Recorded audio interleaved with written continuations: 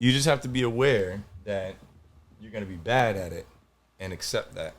Once you accept, I'm going to be bad at this for a period of time, one day you'll realize, I'm not as bad as I used to be.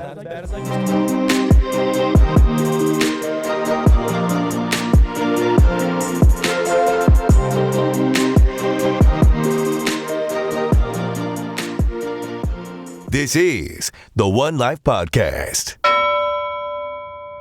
That's it. Yeah, that's like with everything, right? Facts. That is life, man. That is life. One life. One life. The One Life Podcast. Welcome back. 3, 2, 1.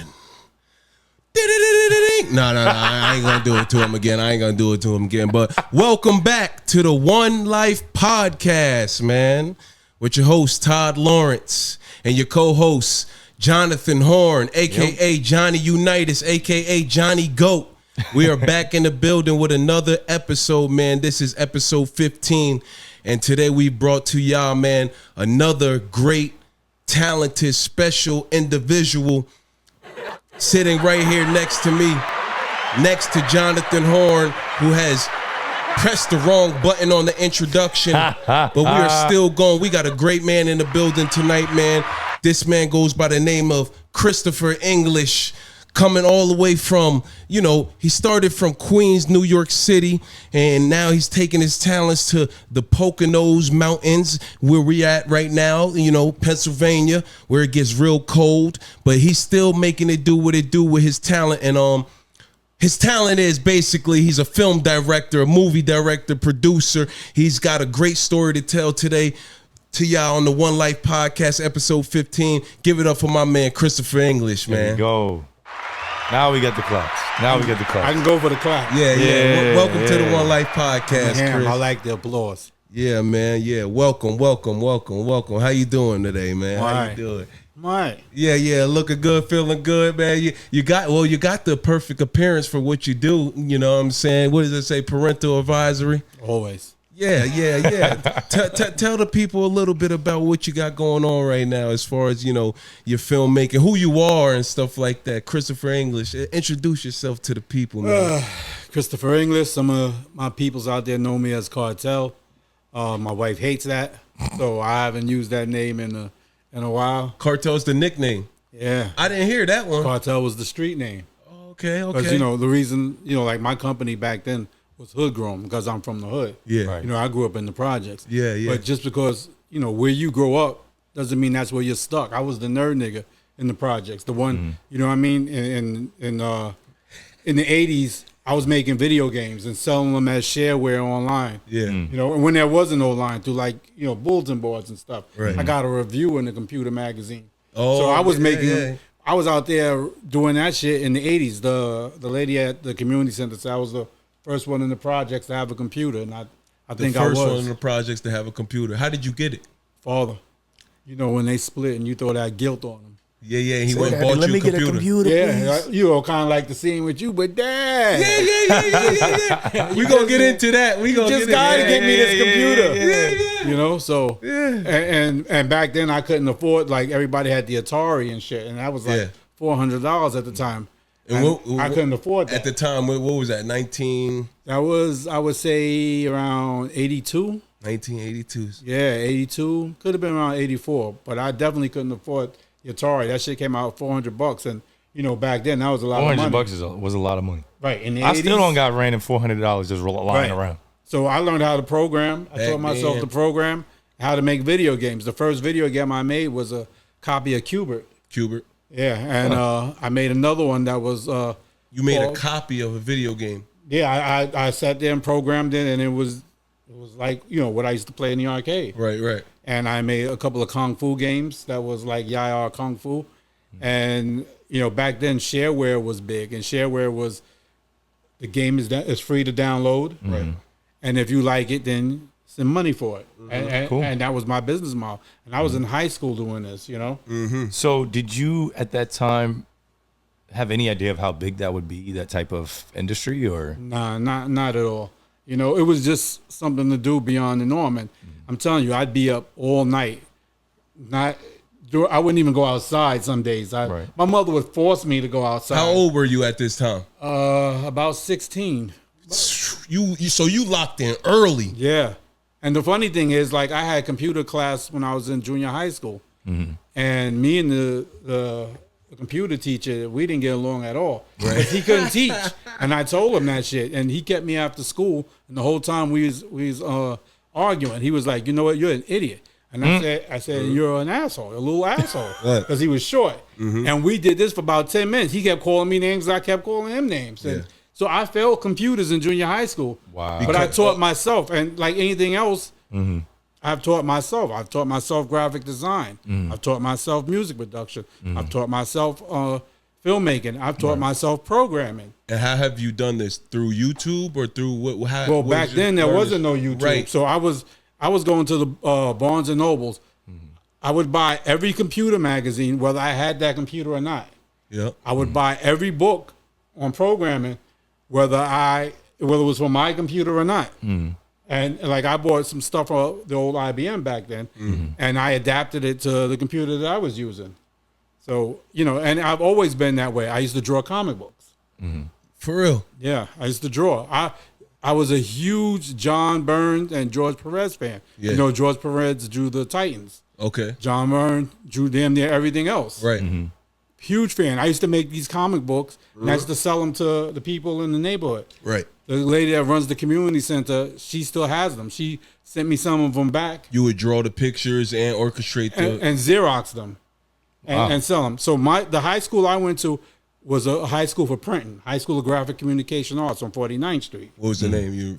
Graphic Communication Arts. That was the name of the high school. Yep. And it specialized in printing because, New York has those specialized high schools.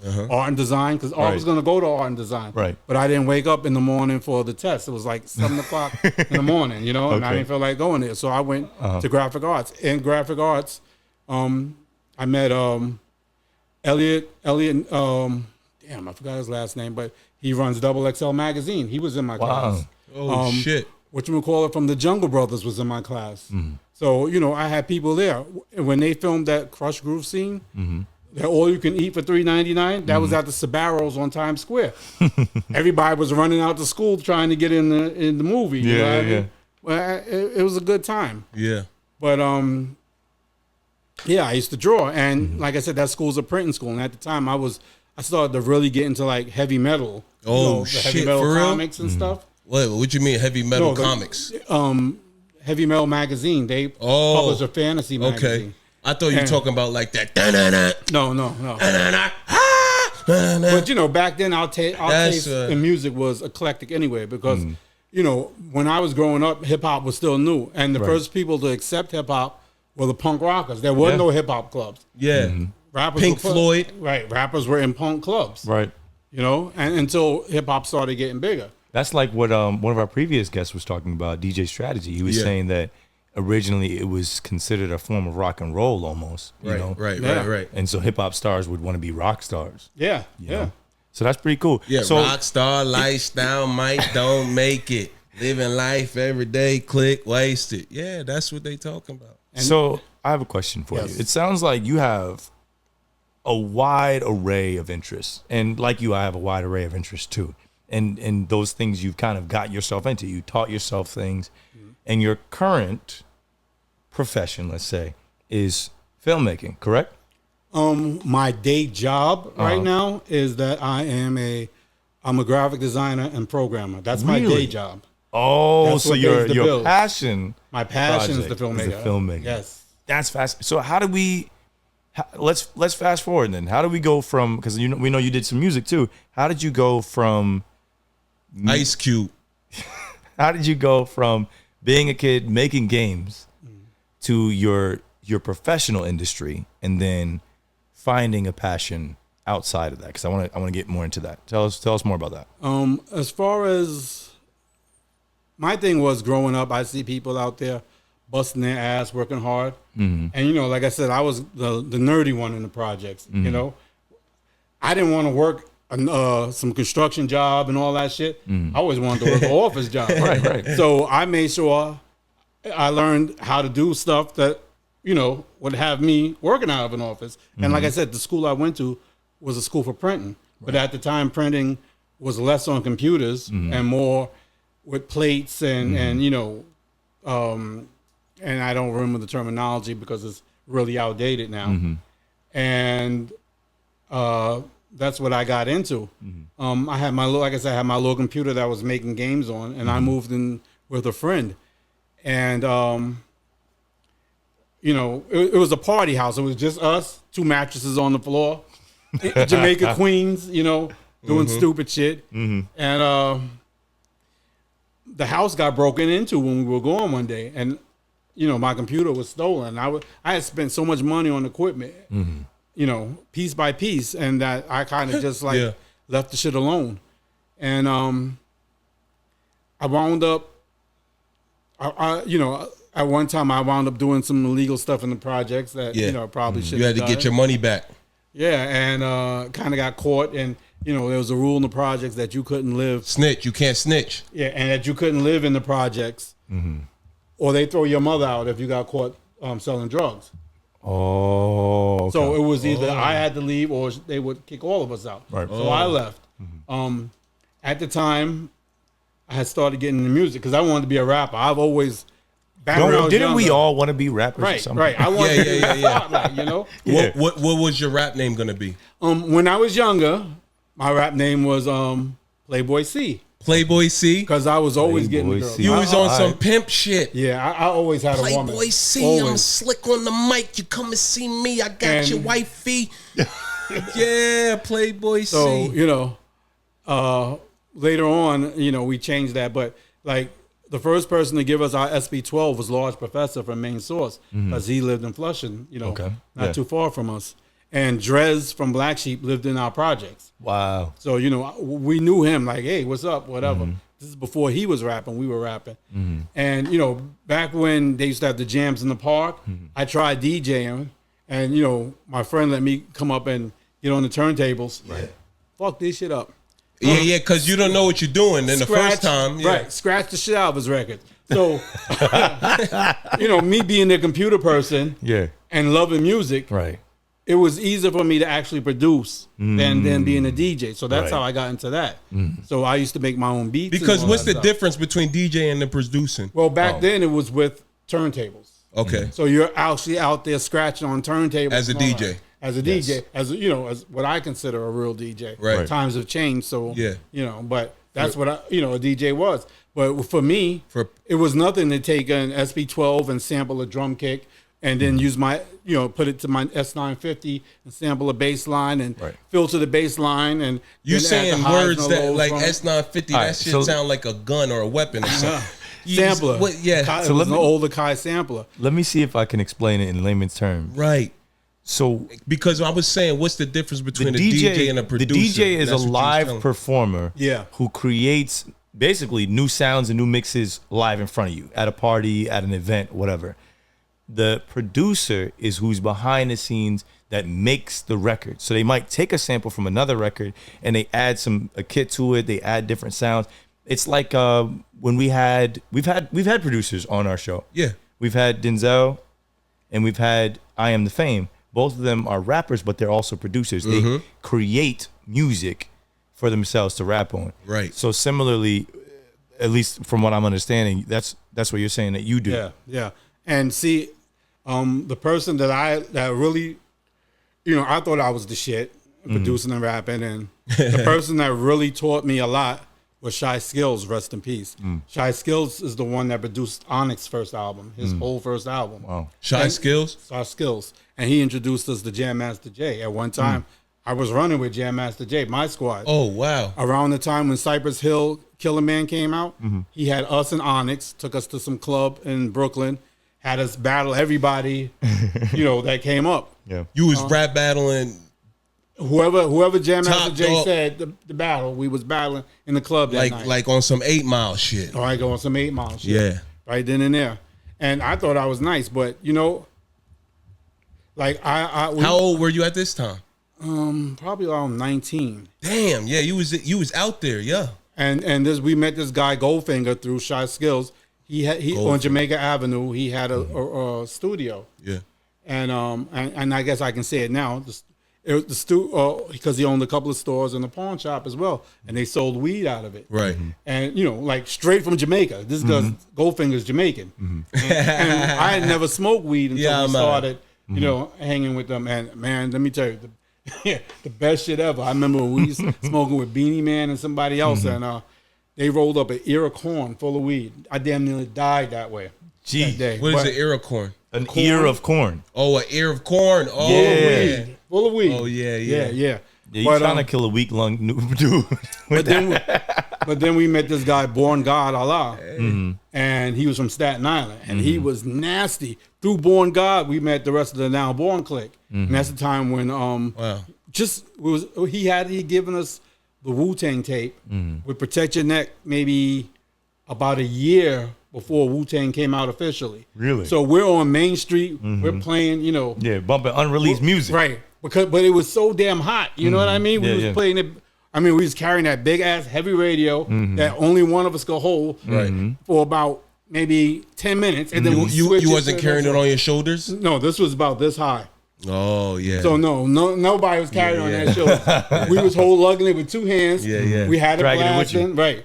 Pass it to you now because now it's too heavy for me. Yeah. You got this now. Yeah. And that's how we was doing. Everybody take a turn. And we just walking played up that shit back to back like a whole day, and everybody's asking, "What's that? What's that?" That was promotion back in the day.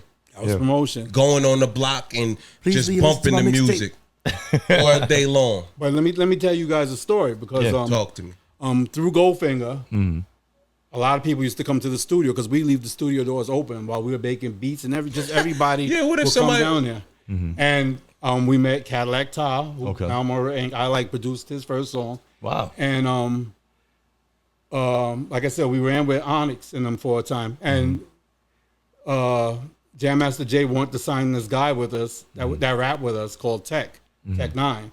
Not to be confused. You're the Tech Nine. Not another Tech No, Nine. yeah, him and the I other Tech Nine know a from Tech California Nine song. was like the same, but he actually wound up being the first on Onyx's "Throw Your Guns in the Air," Okay. and I have that version of the song. Oh yeah. Yeah, they went to the studio in Brooklyn, and the name escapes me because back then we worked out some of the biggest studios. We worked out Unique. Unique was like Unique cost about $150 an hour, then $75 an hour for the engineer. And then you paid $200 for the 2-inch reel. Where were you getting all this money from? The guy Goldfinger was financing it. Oh yeah. Goldfinger was selling a lot of weed. No, He was doing his thing. Yeah, man. He was doing his thing, but he believed Big in it. ups. Right. And the Tech was nice, and he caught the ear of Jam Master Jay, and he put him on the Onyx song. And then the thing is that Jay was like, "Look, we're gonna put Onyx out first, and then we're gonna put out Tech." But Goldfinger, because he spent the money for the song, he talked Tech into, "Hey, I'll put you out." So Jam Master Jay and them took Tech off the song. I mean, that I see what song you're was saying. so popular. Yeah. Every time he heard that song, mistake. He made a right, mistake. he made a mistake. I bet you he regrets that to this day. Yeah, he definitely does. Because when that song came out, and he was the first guy on the song. Yeah, you would have been the first person you hear. Right. And he'd be famous. And him and Sticky kind of had a little thing going, you know what I mean? Sticky. You know how sticky it gets. And Who was Sticky? Sticky Fingers from Okay. Onyx. All right. And it turned into a beef thing after a while, because then, when there was an article, there was an interview with the Source magazine. The Source was a powerhouse at the time. Right. And they had called Tech up to hear his side of the story. And, Russell Simmons killed the story. Tech got blackballed, Wow. But then, like, how Nervous, Black Moon and Nervous Records, Nervous was a dance label that did hip hop, and they wound up with Black Moon and wound up making a ton of money. So a lot of these little dance labels were trying to pick up hip hop artists, and they picked up Tech, and Tech made this song called "Niggas Can't Fuck With This," totally ripping Onyx. And again, Goldfinger got in his ear and was like, "Yo, we don't need these guys. I'll put you out independently through the fucking reggae distributors."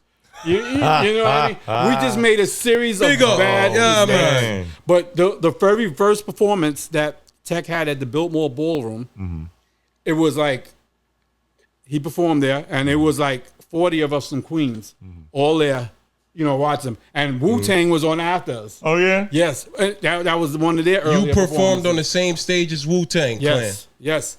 And but the thing is, as soon as Tech finished, we walked out. We didn't even stay to see Wu-Tang. Why? 40, because we was just on some shit. Wow. We was on some Queen shit, and we all just walked out.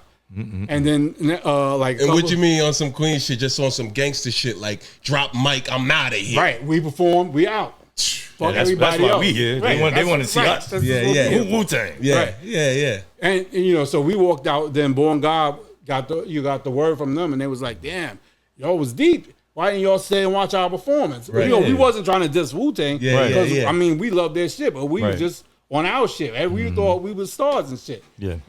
So that was it with Tech. But I started producing. I really got into producing. I stopped rapping because I realized I didn't have the passion for it. To keep writing bars. Like some of these people had, and their shit kept sounding good, really good. And I'm like, yeah, this ain't me, but I'm gonna do the music. So it's funny. I that's what happened to me when I was trying to rap too. Yeah, bro. I start writing shit, and then like that challenge of like continuing to write and going back to complete songs and shit. I said, no, it wasn't for me too. But go ahead. It definitely wasn't me. Yeah. But you could probably do it. You did it. Yeah, but I did. Some things we as human beings, we have a gift with certain things, and it just comes naturally. Like Chinese kids in class and school and stuff. Bruh. They naturally can pass. I'm telling you, bro. Their grades. Hold on. They don't gotta study. They study all the time, Bro, no. I used to go to school with a dude, and if he's watching right now, named Kevin He. And Kevin He told me, he's like, I don't study.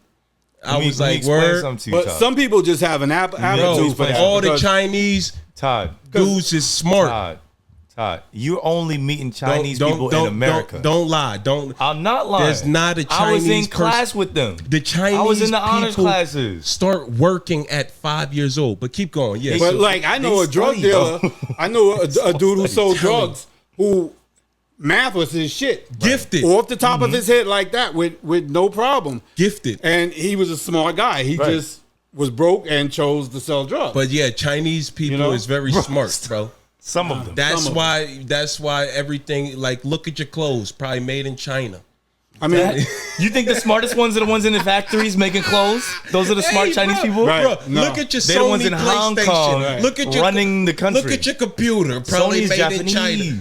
Bro, I'm telling you, Japanese. bro. but our people could have been the same Them way. dudes know how to chop through bricks, No, man. you know what the difference is? Bro, you have to be highly intelligent to focus your brain in that matter. The difference is they have a family that pushes them. Right. Our families don't do that shit. Yeah. Black families Some- don't do that some shit. black- Some yeah, black families do. My parents definitely pushed me. Amen. It's vice versa. That's why we're here. But the average For me coming up in the projects, story. Like if I would have known then what I know now, Right. all that money that I spent on weed and alcohol, I'd have put aside and bought a house. You could have Or put a down payment on a house. Because we used to, drinking, smoking crazy. But there was nobody to tell us that, hey, Right. invest. As a matter of fact, it's encouraged. Right. It was encouraged in the culture. Right. But and that's the gonna difference. do this. It's like, bro. And that's the difference. They know, and because their families know. Yeah. There's nobody that taught me investing. There's nobody that taught me stocks and bonds because my mother didn't know because her family didn't know. Right, at the time. Right. You know what I mean? And over time, we collect this Right. information. But back to what you were saying, because I didn't mean to cut you out like that. No, I mean, but you it's said all boom. So then once you got into producing, you know what I'm saying? You knew it Yeah. didn't come naturally. Like you was like, yeah, this ain't for me. So then boom. So I found, like I said, I had this artist, and we went into the studio, and the label TVT, that's the first label that put out Ja Rule. Yeah. And that was another dance label that got into hip hop. Oh, snap. Okay. And they came to the studio. The A&R sat in the studio with us because they wanted to hear them. Right. And these guys got high and drunk and started dissing dude. Started dissing Ja Rule. No, started dissing the A&R guy. White guy, Oh, little nerdy. Oh, they didn't realize. No, they knew it, but they were so fucking street and They started wilding out on right, him. not intelligent enough to be like, yo, this This dude is an opportunity. Right, he can change our life. Right. And like they Jerry started- and NWA. They started playing him.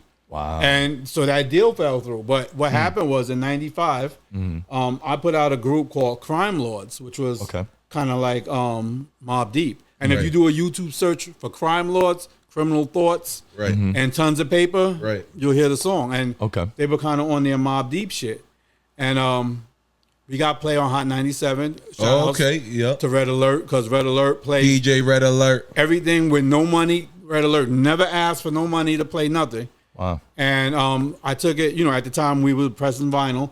And to me, that's the difference between now and then. Like, because today, you could wake up in the morning and say, hey, I want to rap. Right. Download some beats and do everything from your house. Right. Then you had to spend real money to press records and press CDs. So you and pay for studio time. So you only did that if you really believed you had talent. You know what I mean? Because you had to come out the pocket. You had to be really somebody had to passionate. believe in you to sponsor you sometimes too. Right. So this was 95. I pressed up the records and, we took them to Fat Beats. And Fat Beats, as you know, or you might not know, was big in New York. It was by Grace Papaya in New York in the Village. And then they had a store in L.A. And they moved tons of stuff. And dude loved it, and he took it. And I got to shout out Al Bizarro for the VIP record pool in the Bronx because he snatched them up.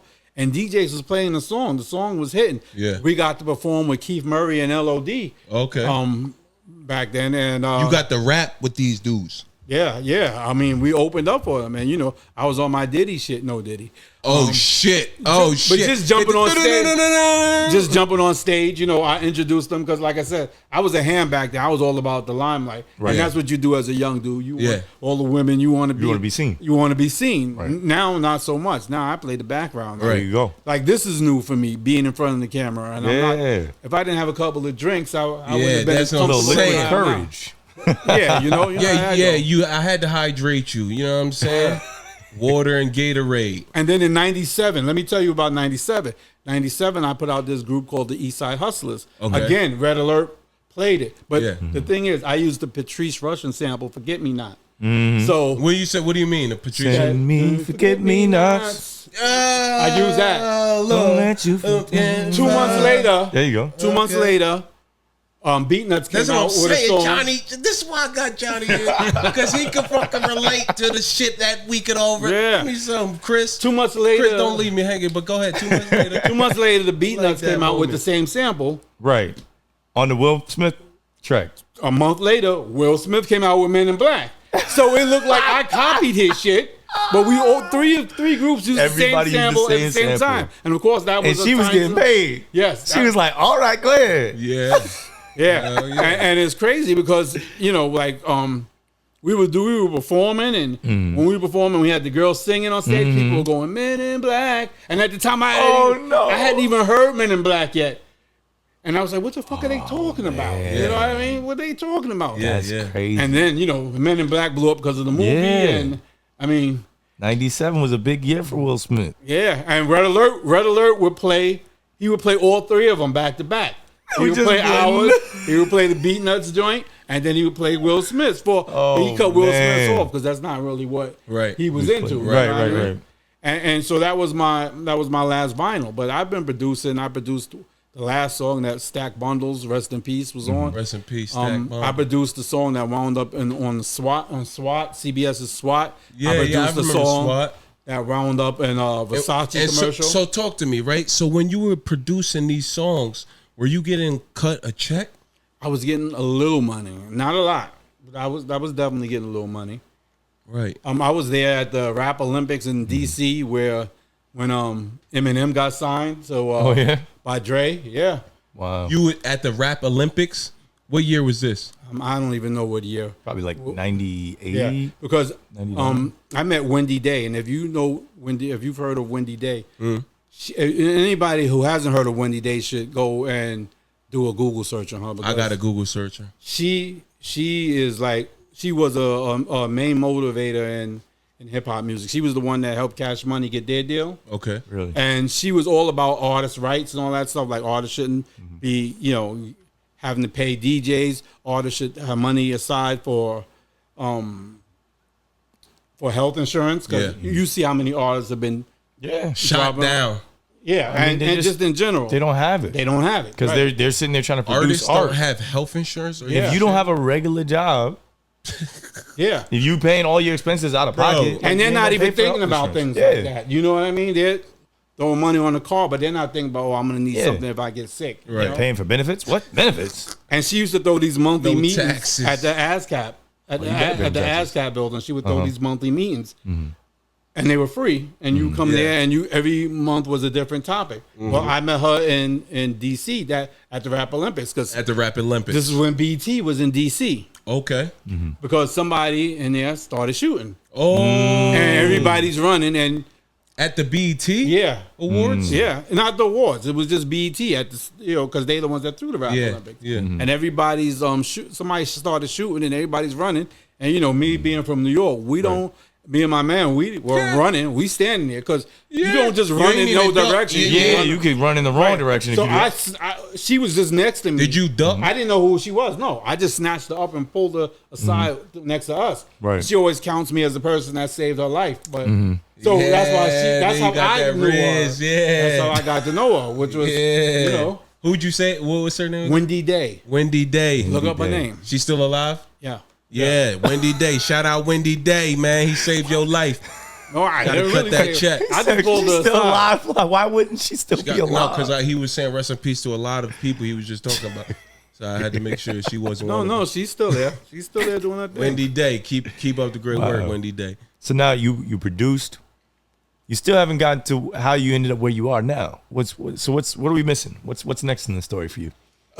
Next was so I had a hip hop magazine called Hoodgrown. Boom. And This is this was I don't even know the damn years because to me but everything this is is like this is after you're done rapping.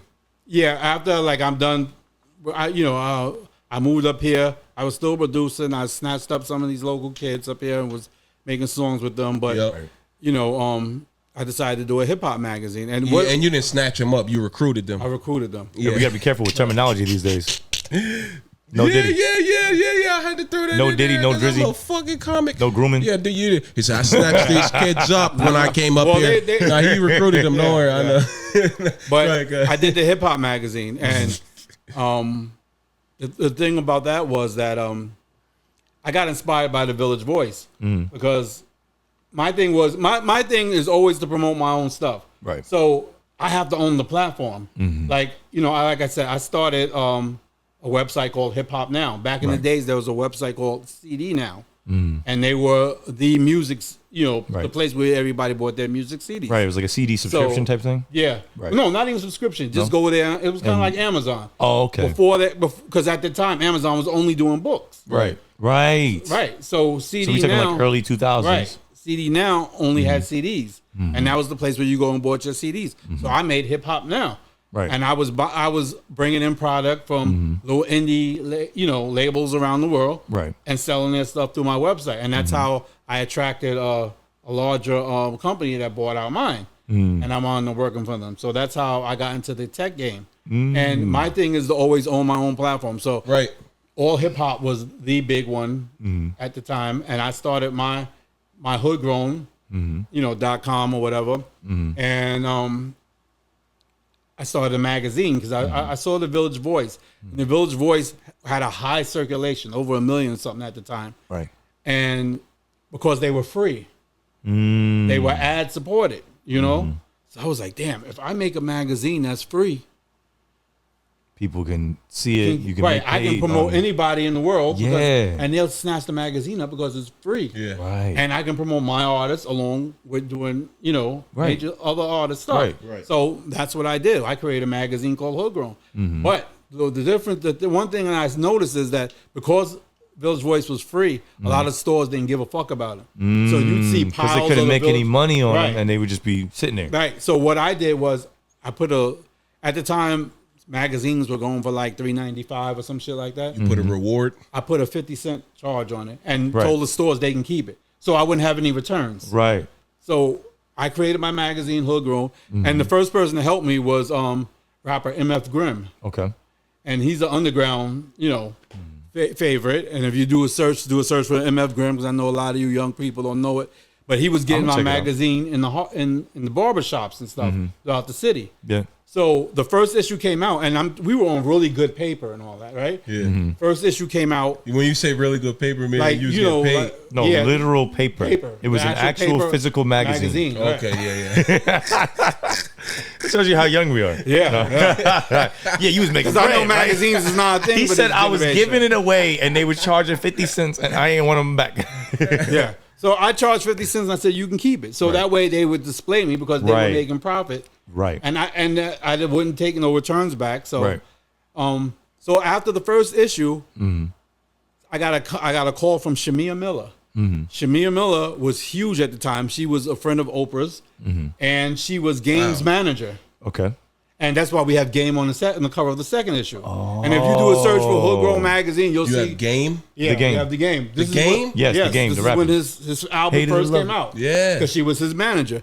She got us a deal with Foot Locker. Wow. So you was in every Foot Locker. No, see, this is where no. I have ups and I have so many downs because I always get to that point, then something happens. But we on the way. That's life. That's life. Yeah. We on the way now. Okay. So To the moon. she put in the order so that when you bought, she did some type of deal so that when you buy sneakers, they'll give you a free copy of Hood Grown Magazine. The initial, when I was doing it and it was coming out of my pocket, I did maybe 5,000 copies. Right. It cost me about $7,000.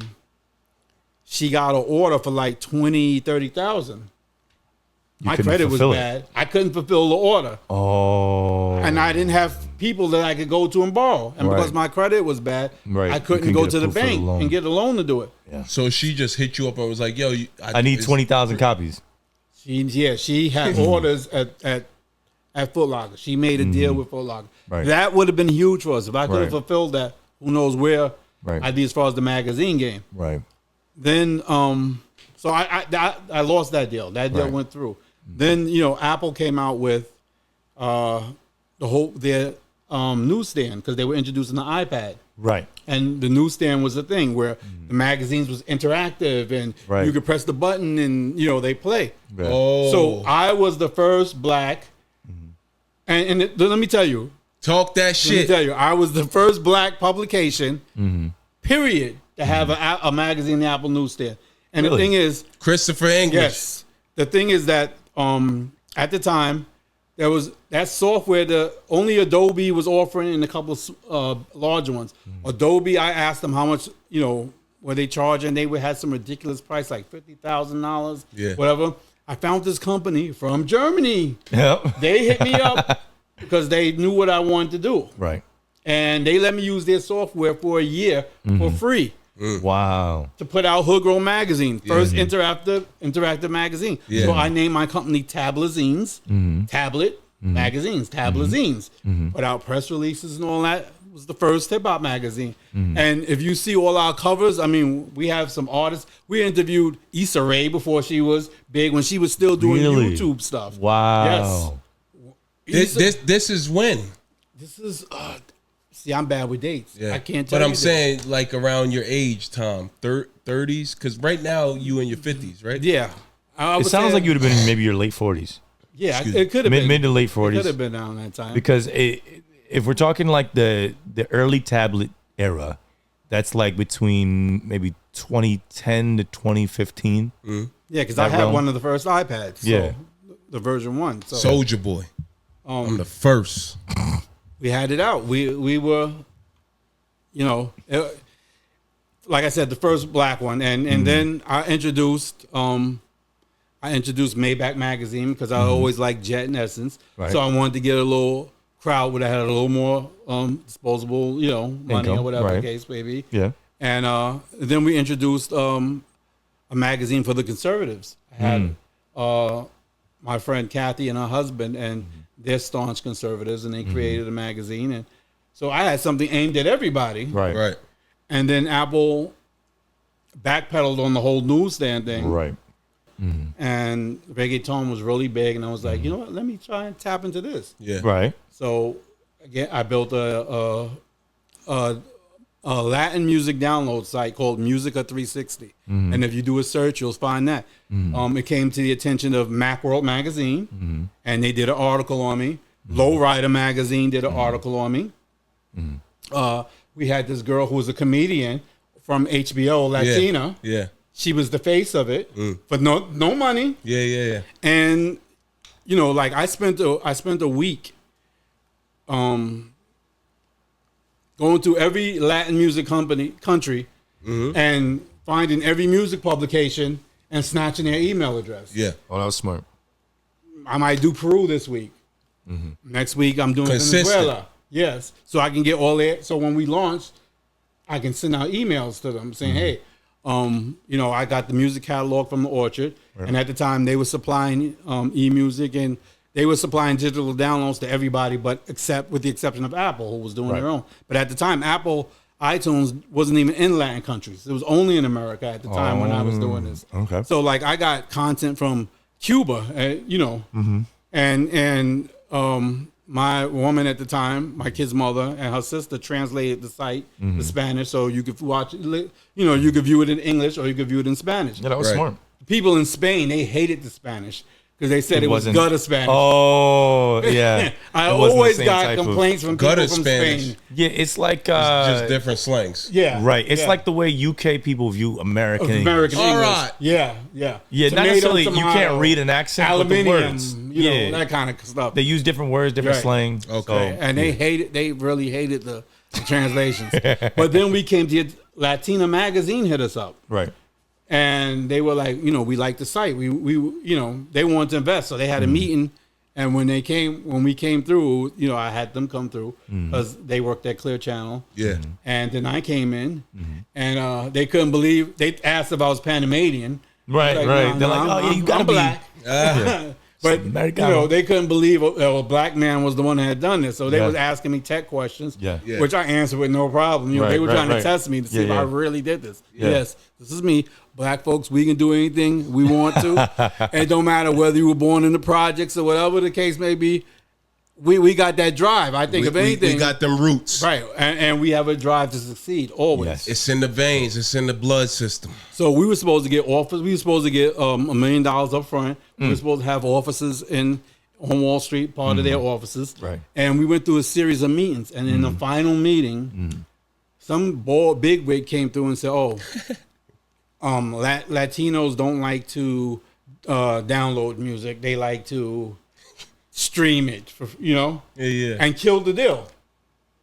And I was heartbroken, and you know, it was costing me. It was that no. It was that second no or first no. It was the first no that you know what I mean. That kind of broke me because I was paying a ton of money to host all these videos and music, right, and I couldn't sustain that. You know, not from a 9 to 5. No.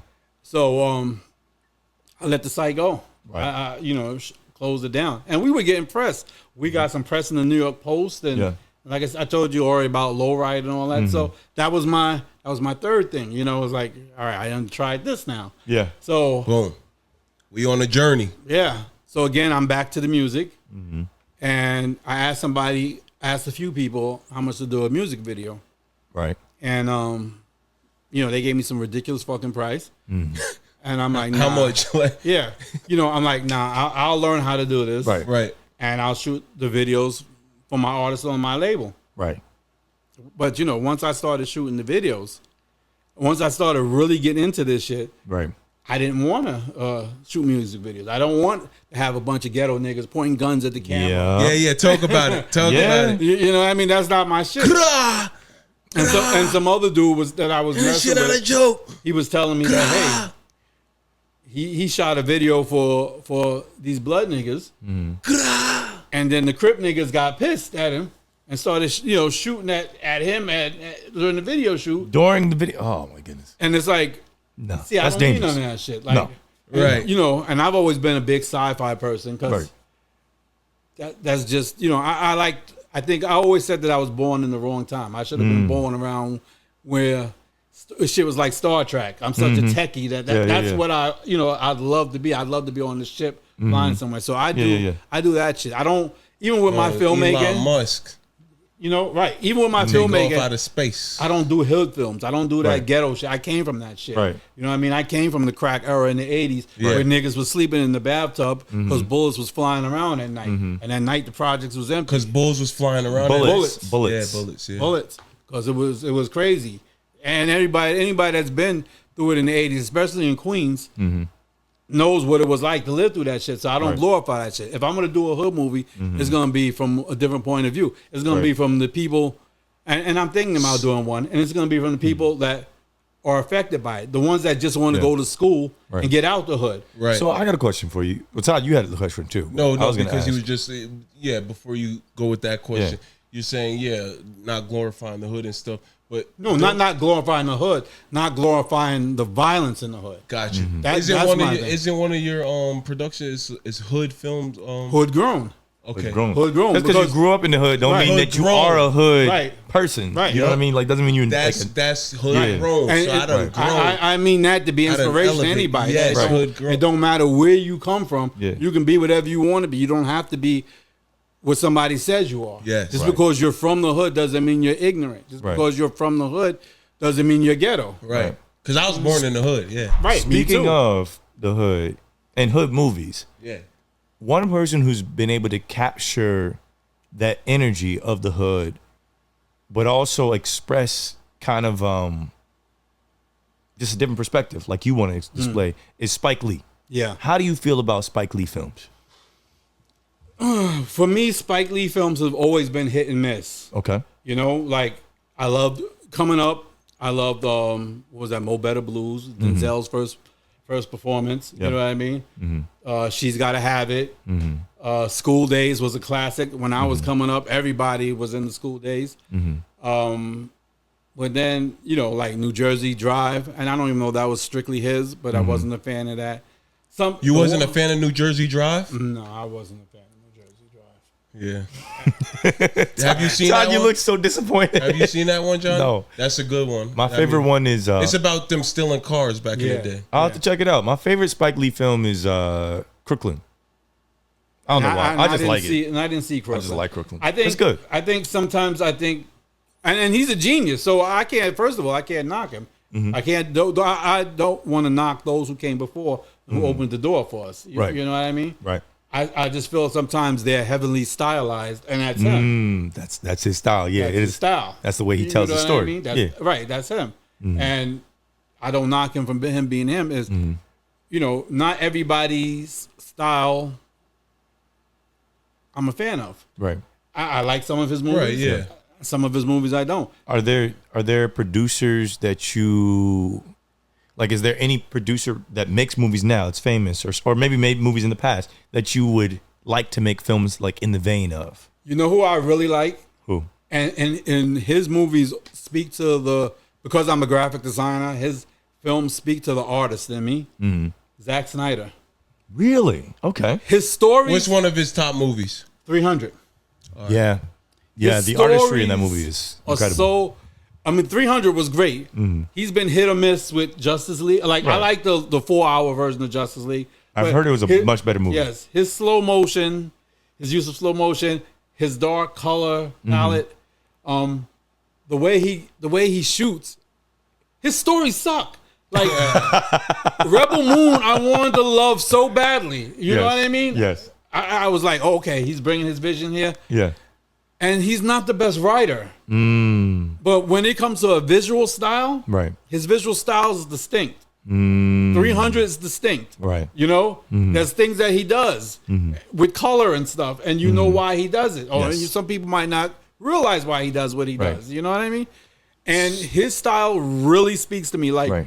So from a cinematography Yes. standpoint, you love it. yes, But from a story standpoint, you're like, I'm always disappointed because I want him to win. You know what I Right, mean? right, I want feel him you. to have. I always root for the underdog. Right. I want him to have that win. And like I was hoping Rebel Moon was going to be that win for him, and then when I watched this, like, oh my God, no! You know, I was like, damn.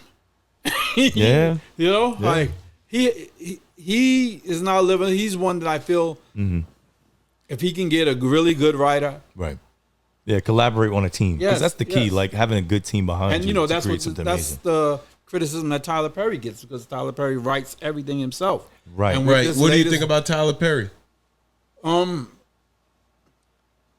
The first time I ever seen Tyler Perry, and I didn't know it was Tyler Perry, were the plays. Right. I went to visit my father, and my father had his plays on I gotta videotape. take Right, my glasses right. off for this one because what did you think about And I Tyler Perry? said, he's a black I'm man. a fan of Tyler Perry. He's a black man, and he's doing his thing.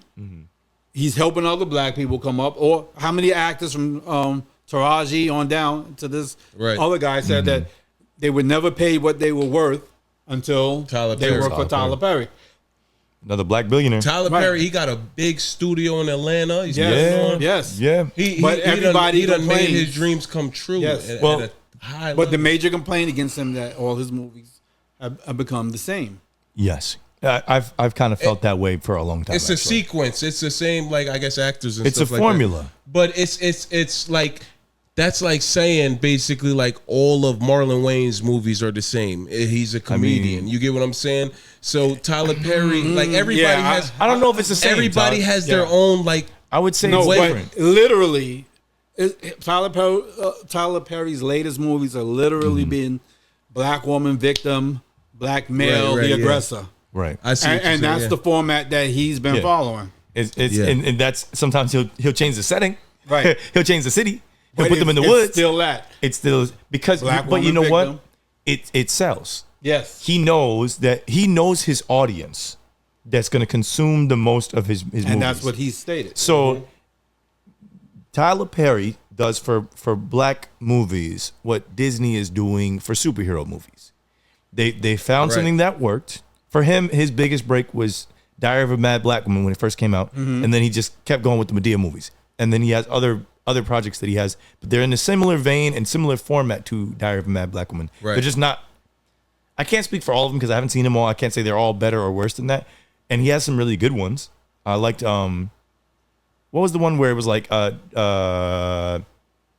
Janet Jackson was in it, Yeah, I know. You know the what I'm ones talking you're about, But I right? don't remember the name. and they were all several couples. Why Did I Get Married? But yeah, That one that was a good. Why Did I Get Married? Why Did I Get Married? Too great movies, but I see exactly what you're saying. You know, and Disney's doing the same thing. Speaking of hot topics, because we always like to talk about modern topics. Absolutely. And you're a sci-fi person, so I would guess that you've seen some of these superhero movies that we've been flooded Oh with. for the yeah, I'm a past- huge comic book fan. So, I used to draw. as a comic book fan and a movie fan, how do you feel about the casting of Robert Downey Jr. into the MCU again as Doctor Doom now? All right, so I have mixed emotions about that. You know, for the movie going audience, Yes. that to them that's probably weird. You know what I mean? Because movies don't tend to do that. You know what I mean? Not especially with somebody who we came to know and love as Iron Man, Right. right? The comic books not so much because in the comic book because he's playing the variant of Doom.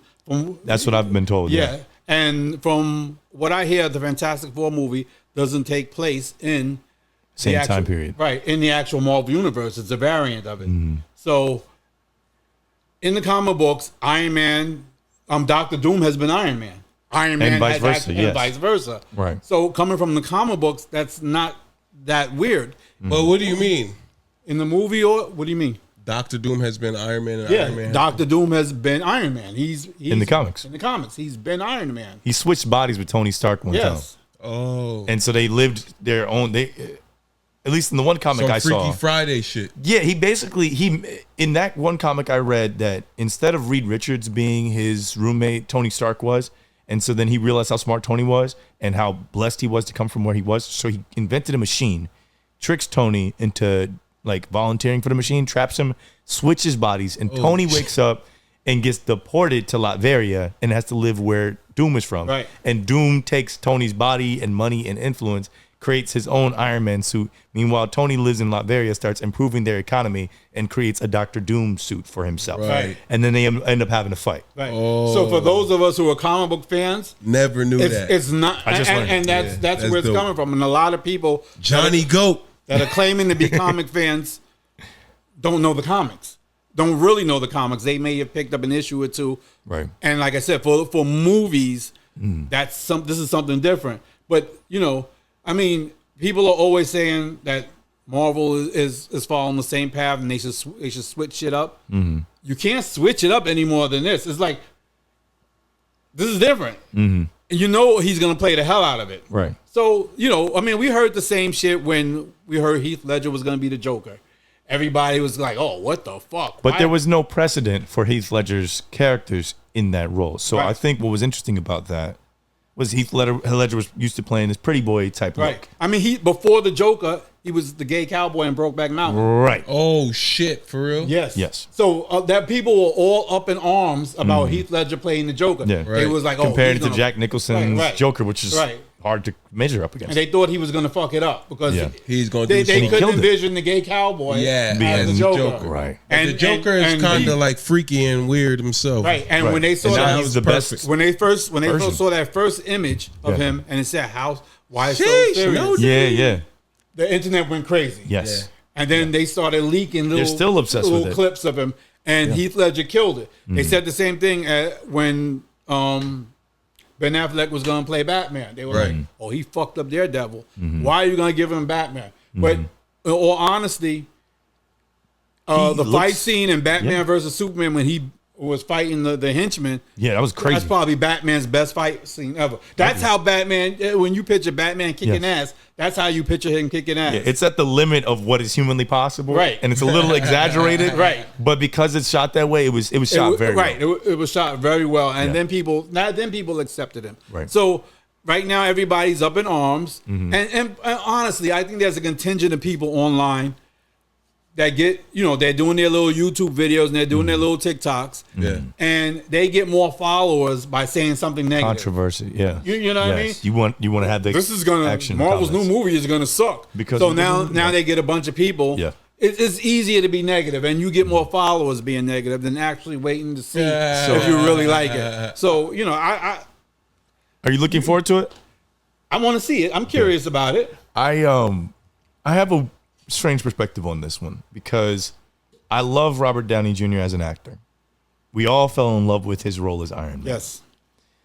I am I very. love Iron Man. I think great stories have great endings. Yes. And if you do not allow a story to end, it will eventually fall apart. That's how I feel.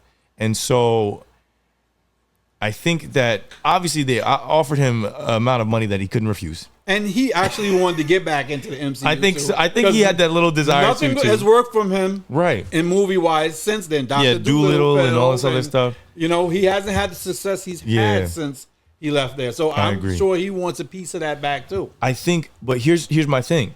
I think it would have been more compelling. I think they did it for marketing. I think it would have been more compelling if they didn't reveal who Doom was.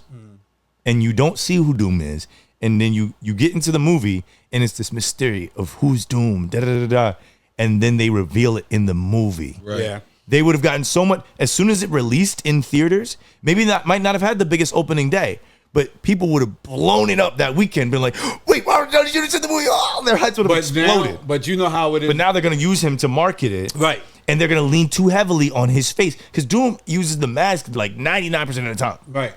Some versions he has like scarring, sometimes he Yeah. doesn't. But it's like he should be in the mask. Right. And now it's like we're all gonna know who Doom is. So it's not a mystery. It's like, all right, they're gonna make Robert Downey Jr. be everywhere, do a huge press tour, and blah blah blah blah blah, and rinse, recycle, repeat. That's what I'm afraid of. But right now the time is a little different, Mm-hmm. and it's like it is with music. In music, if you don't sell these huge numbers in the first week, Right, they right. consider you a failure. So people think you failed, they won't That's try your true. music. That's true. So now that people know that he is going to be Doom, I think it's gonna be They're amazing. right, Yeah, and you'll go to watch it to hate it, Right. or you'll go to watch it to love it. Right. So those And first I'll wait for it week to come out on numbers, Disney Plus. Marketing Yeah. strategy. those first Yeah, week yeah. numbers Yeah, are Yeah, going it's to be 100% marketing. are going to be marketing. huge for them. Yeah. And that's what they want, so that it looks like a success. Because if they can say, "Oh, the movie made 80 million in its first week," In his first day. right, in its first day, then more people are going to go out to the movie to see it. If they say, "Oh, Yeah. they only made 20 million," Yeah. then Right. people are going to write it off and say, And I think that's what they're afraid of. Yeah. I think they're afraid because people I have superhero fatigue. We've been like when I was younger, like the first superhero movies I really got into was probably maybe the Spider-Man movies. Yeah, I was about to in say 01. you can't leave out the Spider-Man. But we've been watching the MCU since 2007. Yeah, and so you that's don't what realize how long 17 years we've been watching Iron Man and Captain America and all those characters. Right. So I'm a little tired like of it, and I'm sure I'm not the only one. And there's plenty of stories in the comics. I think people have to be brave enough to write an original story. Take a story that's really cool and make a good movie. Yeah. Don't worry about the formula. Yeah, you see, and I understand that. See, when I grew up as a kid, I was coming up in the 70s and the early 80s. Right. So, we had Lou Ferrigno Hulk. Right. And on Lou Ferrigno Hulk, we had this Wild Thor. Bill and Bixby. Right. And then we had this Captain America movie with the clear shield and Yeah, him yeah, on yeah. the motorcycle. Yeah. Right. Then we had the bullshit Spider-Man. We had the bullshit Yeah, Flash. it wasn't- So when the 90s whole Flash MCU, was all right. it was all right. It's all right. When the whole MCU thing started, now It was me cool. as a comic book fan, all the stories that I saw and read as a kid can be done properly. Yeah. The special effects were up, and it was amazing at the time. You know, it was like Still is. it really is because I'm still excited. So- like I want to see World War Hulk. Yes. I would love That for the would be next interesting. movie to be World War Hulk. Yeah. Feige said that now they're in a position where they could do X-Men versus Avengers. True. I want to see X-Men versus Avengers. I'll go. We'll go to see that together. Yeah. I will see that Yes. for sure. Todd, you Like- coming? yeah, You gonna be in it? definitely. Definitely. Listen, I didn't need the I'm Eternals. taking Jonathan Major's spot. Mark my words now. I didn't need the You know what I'm Eternals. saying? Yeah. I don't. You know, DC, I know they had planned. I would have loved to seen a New Gods movie from DC. That'd have been interesting. That would have been really interesting. I mean, basically, the New Gods and the Eternals are created by the same Jack Kirby, and they're Aren't they basically based off each other? Yeah, they're basically Thanos is basically Darkseid. Right, yeah. The Eternals is basically the New Gods. Yeah, I mean, and, they're like the same damn thing. But DC doesn't, as movie wise, doesn't go as far in their cosmic thing. I'm sick of seeing Dark Phoenix because it should have been. They did it wrong two times. Yeah. You know what I Yeah. mean? And that story is a great story. Right. But now we don't want to see that shit no more. We Yeah, we're want tired something of it. different. Yeah. And as far as like I'm sick of seeing the Joker and Batman now. The Joker has a million fucking, has a huge list of villains that he could fight. I'm sick Batman, of yeah. seeing the Joker. Yeah. They made an allusion to that the Scarecrow was going to be the next villain in the upcoming Batman. But we've already seen the Scarecrow. Why can't we do something different? Yeah. I'm sick of seeing Lex Luthor and Superman. Right. Well, I mean, who do you want to see? Amazo? No, I don't want to see them. But Like- how about Brainiac? That would be interesting. He Brainiac- hasn't been in a major film. Yes. They did really good with the animated show Yes. with Brainiac. I Yes. think that was one of the best interpretations of him. Yes. They've done Brainiac in the CW shows, but I do not like any of those. Yeah, I don't like that either. So now back to Christopher English and your filmmaking and movie producing. All right. Yeah, I want to ask you this Nerd rant question. for a second. What got you, like, where do you get your thought process? Where does your thought process come from when it comes to like creating these films and writing these films that you come up with in your head? I guess from everything because I read everything. I watch everything. Like I have a subscription to every streaming channel out there. Right. I read damn near every damn comic book that I can. Right. I don't read books as much as I used to because I used to read them on the subway. And, Yeah. that's not a thing here. But like I said, I used to draw comic books. I used to write comics. Yep. So I've always had a vivid imagination. Like in school, like I said, I went to a school where creativity was rewarded. Yeah. So like when we had to do a report on Macbeth, instead of doing a traditional report like everybody else did, I did a Macbeth comic book. That's cool. When I had to do a report on the Revolutionary War, Yeah. instead of just doing a report like everybody else did, I did it as a newspaper from the time. Oh, that's actually really creative. You going out the box. Yeah.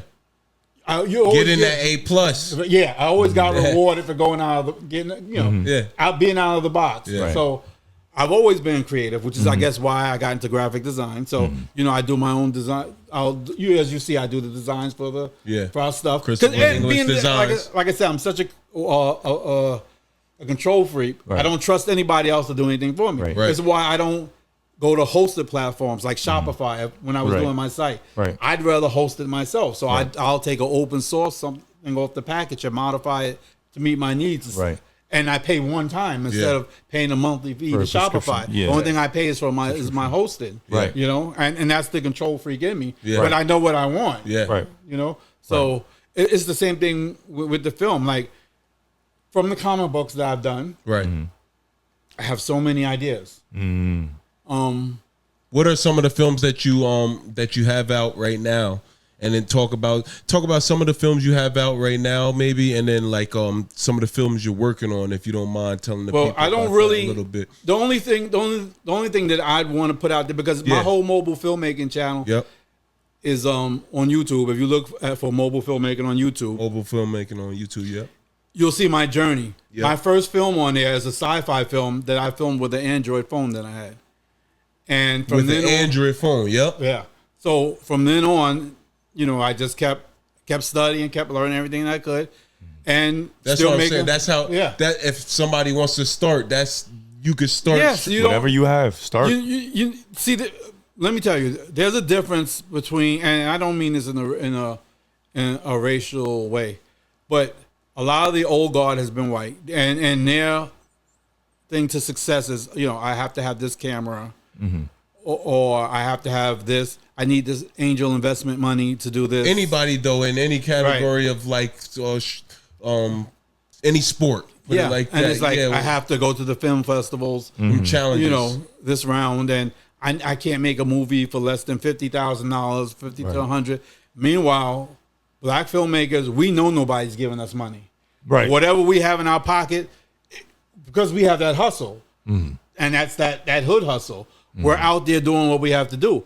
You know, all these guys that are on Tubi are making a killing, and they're coming out with these movies that they spent $5,000 on. Right. Some spent $500. Right. Some of the sound is shitty. Right. You know Yeah. what I mean? Yeah. Sometimes the cinematography is shit. Thing is, they're doing it though. Yeah. Right. And they're improving, because you Right. see the first one might be really shitty, but they've learned from that one. Yep. And now the second one improves on that. They're not made a little waiting. money and they can right, improve and and upgrade. right, and they step it up. They're That not sound familiar. waiting.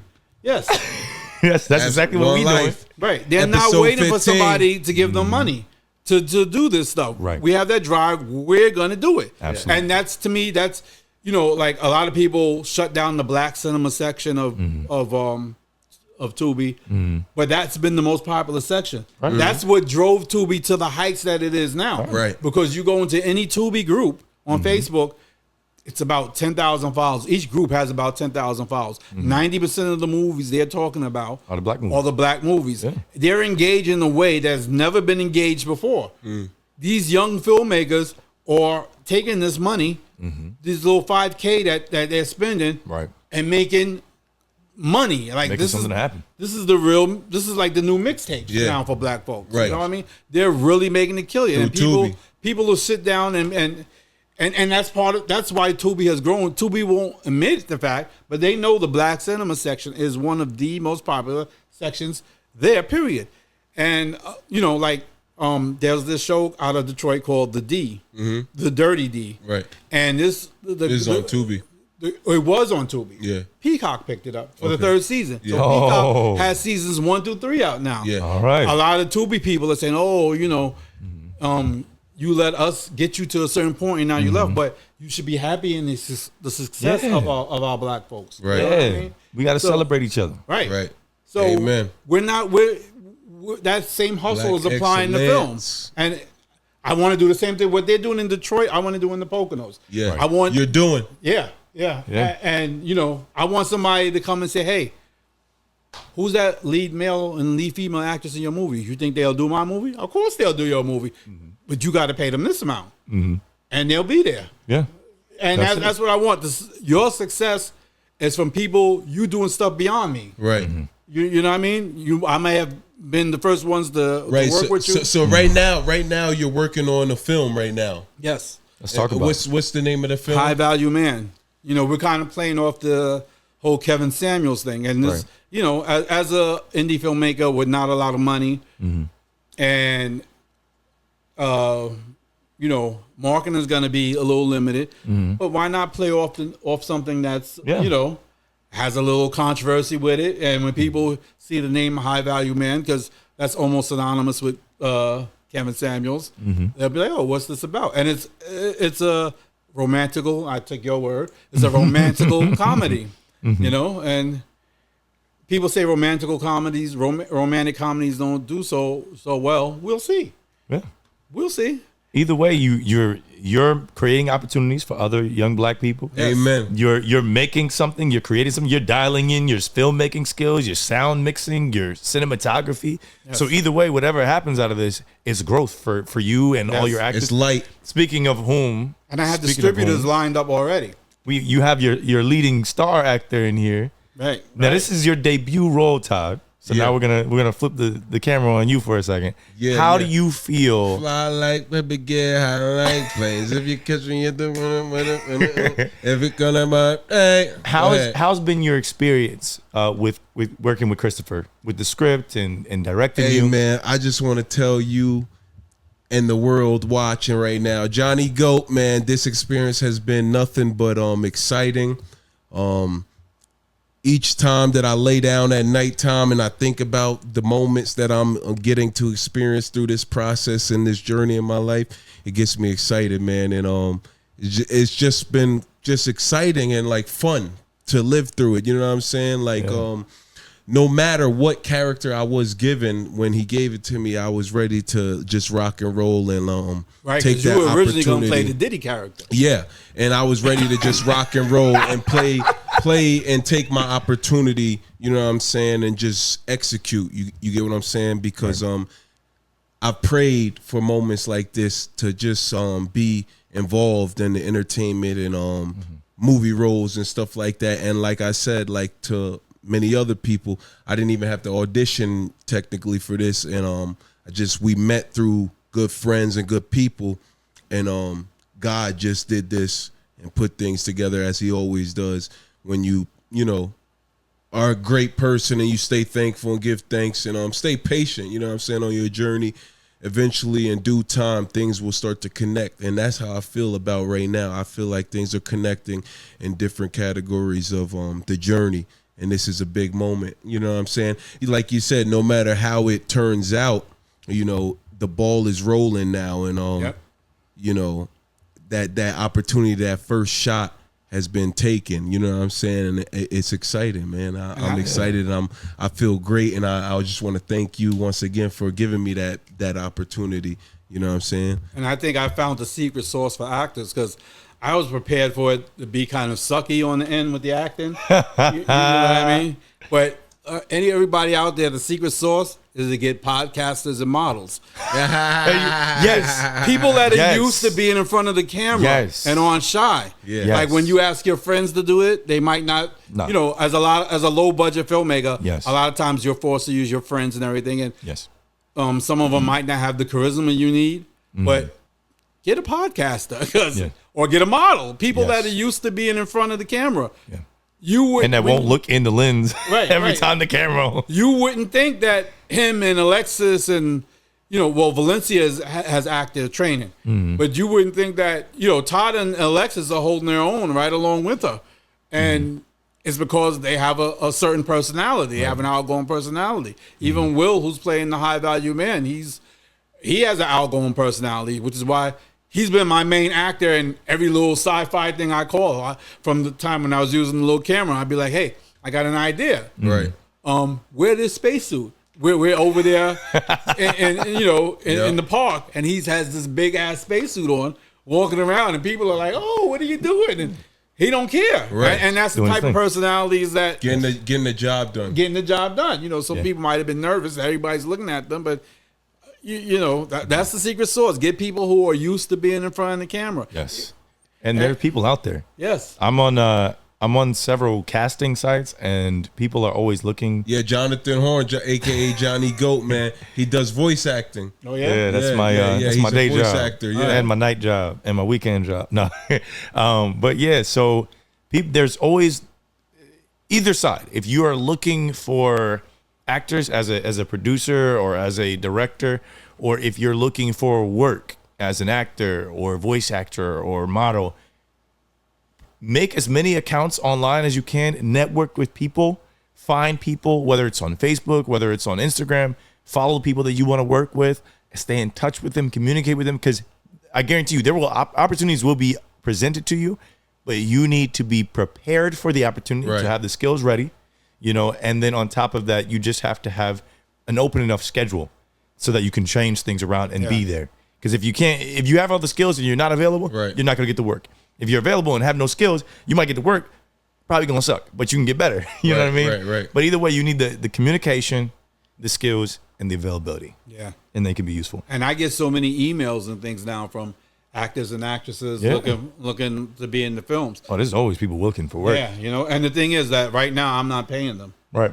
And, that's what happens a lot on your first time indie film. What did Drake say? Started from the bottom now, yeah. But also, I put it into a place that every time we hit a certain sales plateau, they'll get paid per day for whatever work they put in. There you go. So you make arrangements to take care of them. Right. It's not like, oh, okay, now we done made, $40,000. Well, that's in my pocket now. No, they have to be taken care of. Right. And the next time we start the second movie, and that's what my hope is, that when we do our second movie, I want to be able to pay them from when we start our second movie. Right. We're going to start the second movie probably right after this one is out. But High value man. And it's going to take, high value man. And it's going to take a little time to get money back from the distributors. Right. But I want to come to them and say, here's a check. Right. And, and the same way you see the same Tubi, Detroit, you'll see the same actors in mad movies. Yeah. I want the same for them. I want their worth to go up so much that I won't even be able to afford them at a certain point. But to me, it's like, okay, you know what? No, hopefully you'll be big enough a filmmaker where you can still afford them. You know what I mean? Day one's never, you know what I mean? That's a strong bridge. It is. You could cross whenever, man. So speaking of actors, this is a perfect segue into where we have a segment we prepared just for you today. Oh, absolutely. All right. So now let's fast forward. Let's take them to Hollywood. High Value Man becomes a smashing success. Right. And the next film. So now you've got the money. Your situation is however you want it. You can make any film you want. You can even pay the visual artist to make whatever pops into your head. Sci-fi movie, whatever. I'm going to give you we have a modification of a segment we like to call This or That. Yeah. And we're going to talk about which of these actors would you want to star in your movie. All right, so I'll give you a this or that, and you choose one of them. Is that cool? Yeah. All right. So, and Todd, you can participate too if you're familiar with these people. We're just we're gonna I talk give about my it. 2 cents every now and then. Okay. So let's start. Our first choice, leading man for the next Christopher English movie, Will Smith or Denzel Washington.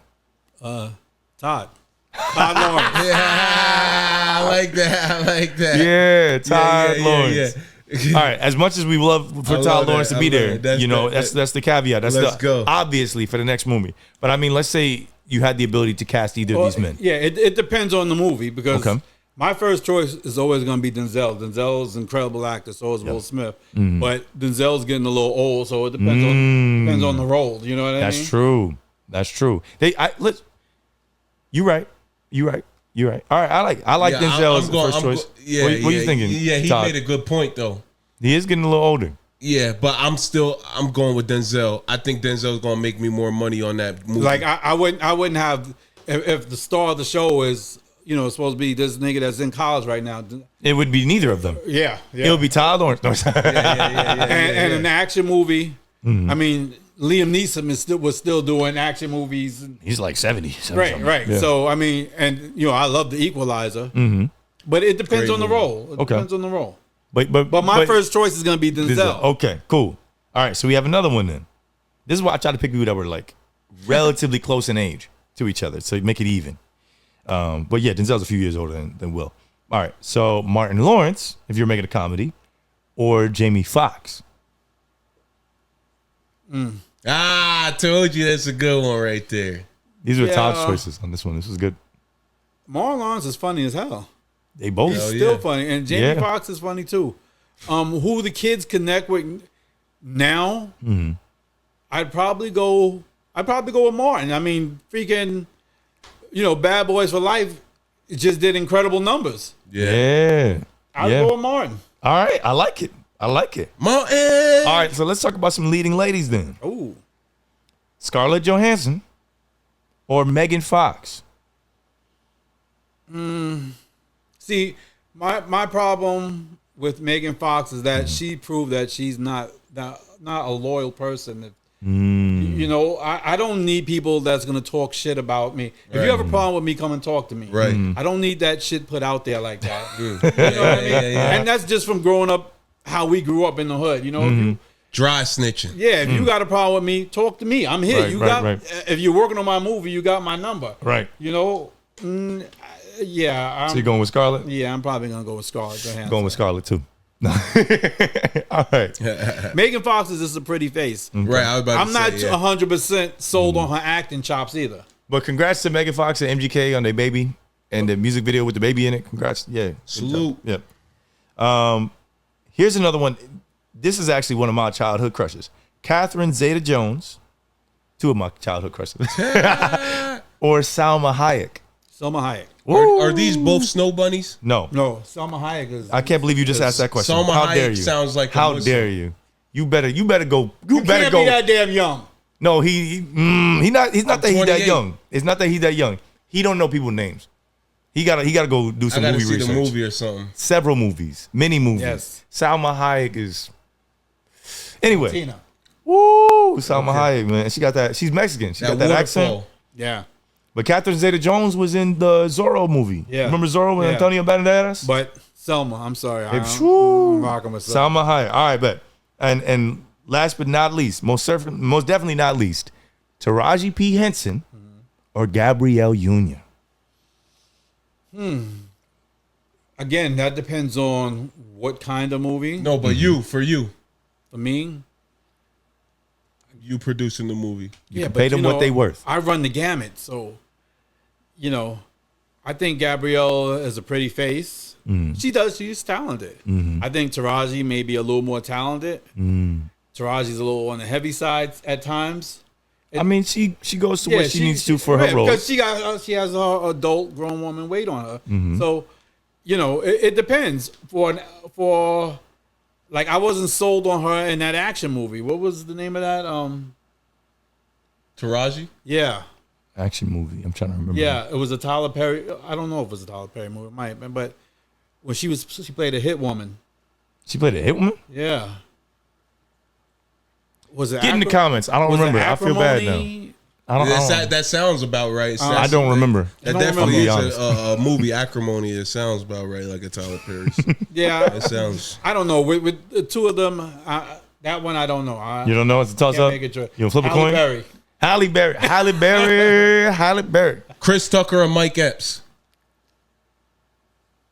Interesting.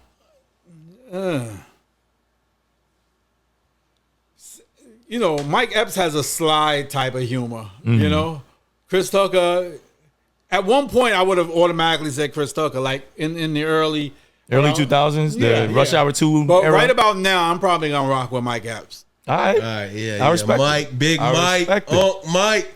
Well, That's my I like nigga. that segment because it gives us insight into the kind of person you are, and also lets us know in the future who we looking for to cast. No, it's not. Absolutely. So, do you have in your mind like a dream film that you would want to make, but you just haven't been able to be in a position to make it yet? I want to make some type of sci-fi epic, black sci-fi. There was a comic book, and I know it got picked up where, and Supercell is actually kind of doing some of that because it's black superheroes, it's realistic. I want to do some type of sci-fi superhero film, a little more down to earth, not the costumes. Like you discovered all of a sudden that you have powers and Right. how you react. But there's a comic book, and I forgot who it is by a black company, and in this world, only black folks had superpowers. Now, you think the mutants and the X-Men were persecuted? Yeah. Could you imagine a world where only we had superpowers? That's fucked Do up. you know how white folks would exterminate? You thought slavery and all that was bad? I already got superpowers. What do you mean? No, it's not. But the premise to me is really interesting. Yeah, it's dope. You know, these dudes want to rob you. They fly up to your window. You know, they would not That let. would be They would not. crazy. This world would not let that happen. If black No. folks could have powers and nobody else. So I thought that premise was really good. It would be no more black folks. It would be no more black. But you know folks. what's crazy about that? Do you guys remember a couple of years ago? I think it was like December in 2021 where they were talking about, oh yeah, on December 21st, black people gonna get superpowers. No, hell no. Y'all ain't heard about that? No, Are you familiar with a group of young men in Texas called RDC World One? no. Okay. Put me on. For any of you who don't know about RDC World One, if you're watching this video, I want you to pause this video, go to the YouTube search, and type in RDC World One, all one word. And it's literally like 7, 8 dudes, young black dudes in their late 20s, early 30s. They've been making videos for the past 10 years on YouTube. Funny videos. And all they're doing is, like you, coming up with ideas. They love comics. They love movies. They love anime. And they've grown a community of people so big that they have their own convention. They just had it last weekend or the weekend before called DreamCon in Texas. And they fly creators from all over the country. They don't fly them out. People from all over the country buy tickets to DreamCon to show up. And it's like an event for anybody can go, but it appeals to us young black people because it comes from us. They created it. They got to the point where their YouTube videos got so big. They have these sagas where it's like Anime House and they all play like different anime characters and how they would react if it was an Anime House reality TV show.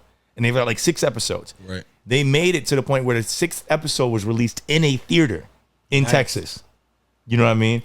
They got to the point where they did skits based on the NBA during the finals. They would do skits about LeBron James. Johnny's a huge fan. I'm a huge fan of RDC. I'm gonna try to go to DreamCon next year. We'll see what happens.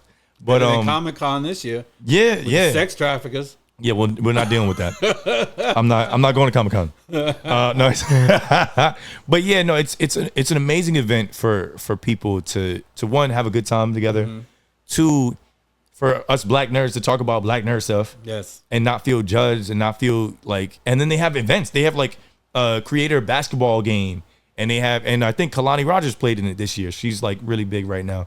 And then they have like a dodgeball game for like, I don't know, like $100,000 or something crazy. Yeah. You know what I mean? Like they're making content that they want to make, and they're doing promoting really cool and stuff. motivating people. Yeah, and it shows you like, and it's not like any of them are professional actors. Right. None of them are professional filmmakers or videographers, but they make music. They're making their own comic book. They're gonna make their own animated show called Dark Lights out of it.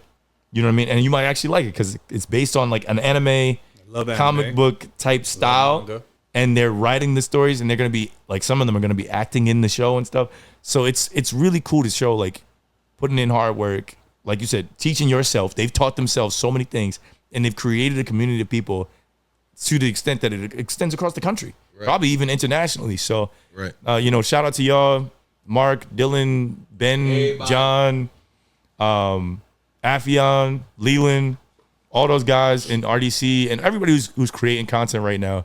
Like it's a great time to make content. Yeah, I think that's the future Internet's of the great equalizer. It's a lot of technology. Absolutely. The future is here. It's now. That's it. One life. Get to it. I can't imagine having this when I was growing up. Yeah, man. But yeah, so back to your journey, and like we about to wrap it up. You know what I'm saying? We done gave the world enough One Life sauce for the night. But yeah, Chris, like bro, like this is what you're doing right now. It's a great thing. And this is the question that I really had. You know, now you're in your late years of your life. Do you feel like this is your moment right now? You know what I'm saying? Like, does it feel like this is the time? This is, you know, all throughout my entire journey through this one life. You know what I'm saying? I've been trying this, I've been trying that, you know, and now do you feel like you are locked in and ready to hit that home run? Bases are loaded. Oh, I've always been ready for anything I've partaken in. So And I've always felt that this was the one. Yeah. I feel that way now. Right. So let's just see what it do. Right. Let's see what it do. Right. Yeah. I think that's the way you need to feel. Yeah. Because if you believe anything, if you're sitting there like, I don't know, you're not going to succeed. Yeah. But because you believe in it, I think success will come. Yeah. Amen. I mean, I was watching some video today, and it was a filmmaking video, and people were talking about, that a lot of time the fear of failure immobilizes people. Yeah. But I've never had that fear. I've always jumped into everything head first. And if I fail, I fail. Right. But I'm going to hit something. Yeah. Or I'm going to die trying. I never Get rich or die feel, trying. Yeah, Yep. I never feel that this is the best it could be. Right. I'm always trying to improve my situation Right. and the situation of others. Right. So I've never had a fear of failing. Like, Right. And one question that we love to ask all of our talented guests that come on the One Life podcast, man, this is One Life podcast episode 15. So what is some great advice that you could give the world and to our audience watching, people out there chasing their dreams, trying to become successful? You know what I'm saying? What is some great advice that you could give the people out there, chasing their dreams with this one life that you got to live? Just any type of great advice from Christopher English on this one life you got to live. look, as Give long to as it him. ain't hurting nobody else, do it.